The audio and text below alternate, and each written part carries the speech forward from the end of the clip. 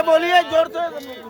बामांगनी बनने के लिए तैयार हो। पहले मांग में कन्या कहती है, यदि करो इकरार मेरे प्रीतम, अब साथ बात स्वीकार मेरी, मैं बनूंगी बामांगनी तेरी, तब तुम भर दोगे मांग मेरी।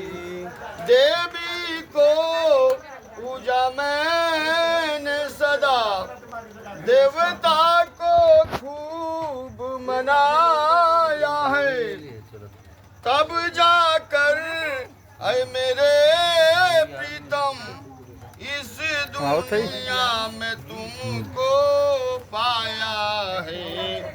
हो जाए अगर मुझसे गलती, उस वक्त सदा आप शांत रहे। यदि करो इकरार मेरे प्रीतम, अब साथ बात स्वीकार मेरी। पहले मांग में कन्या कहती है कि मैंने तमाम देवी देवताओं का पूजन किया, इसके फलस्वरूप आप मुझे पति के रूप में प्राप्त हो रहे हैं। गृहस्थ आश्रम में सदैव दुख सुख आते जाते रहते हैं। ऐसा न हो कि आप सुख में प्रसन्न हो और दुख में क्रोध करें, क्रोधित हो। ये मेरी आपसे पहली मांग है। दूसरी मांग में कन्या कहती है, अगर करो निर्माण कोई, उसमें भी सहमति जरूरी है। करना हो यज्ञदान कोई, उसमें भी अनुमति जरूरी है। करूं व्रत दान सदा जब मैं, उसमें अब ना कोई रोक पड़े। यदि करो इकरार मेरे प्रीतम, अब साथ बात स्वीकार मेरी। दूसरे मांग में कन्या कहती है, आज के बाद आपको कोई निर्माण इत्यादि करना, उसमें मेरी सहमति लेना होगा। यज्ञ दान भी अगर करते हैं तो उसमें भी मेरी सहमति लेना होगा, अर्थात बिना मेरी सहमति को नहीं करना होगा। ये मेरी आपसे दूसरी मांग है। तीसरी मांग में कन्या कहती है, तीसरी वचन सुनो प्रीतम, कहती हूँ विश्वास धरे। बहुत खतरनाक पॉइंट तीसरी वचन है। तीसरी वचन सुनो प्रीतम, कहती हूँ विश्वास धरे।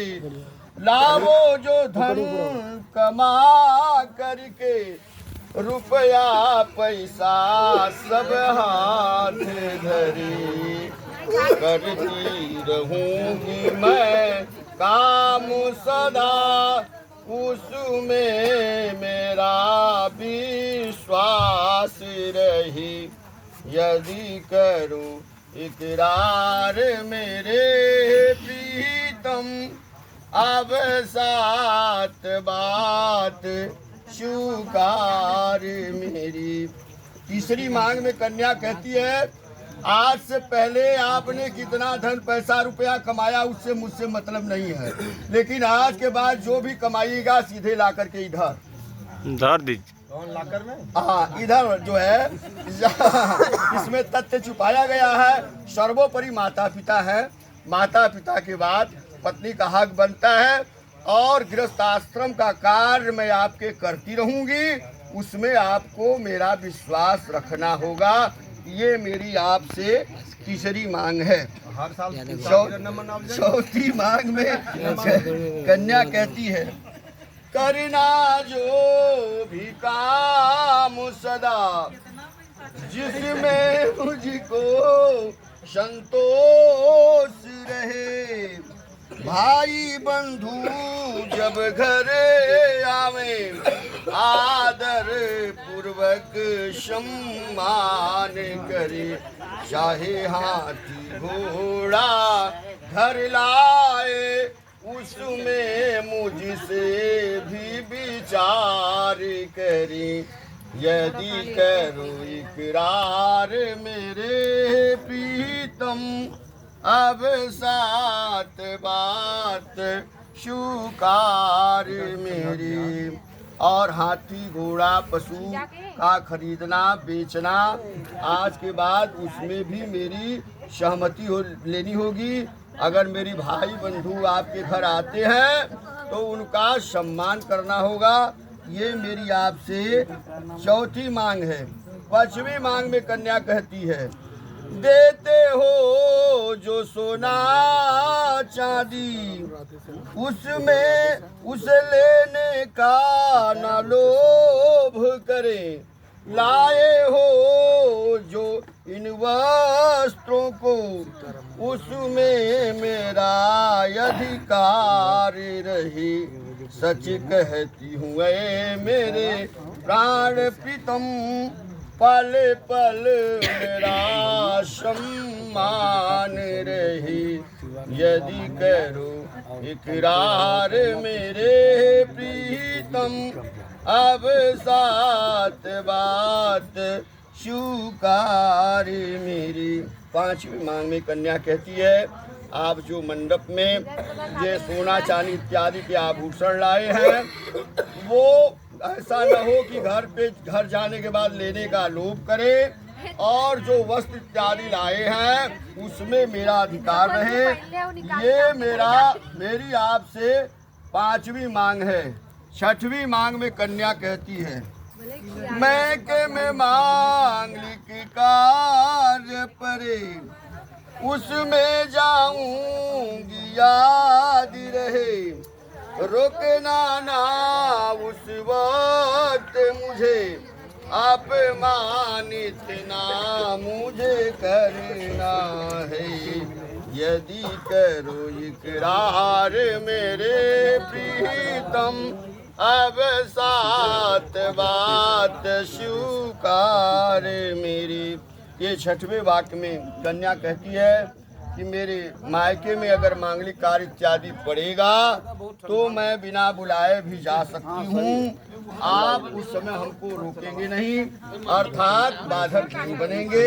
अगर ये सब शर्तें स्वीकार है तो सातवें वचन में कन्या कहती है, स्वीकार है अगर ये वचन तो सौंपती हूँ तुमको अब तन बामांगिनी मैं बन जाऊंगी।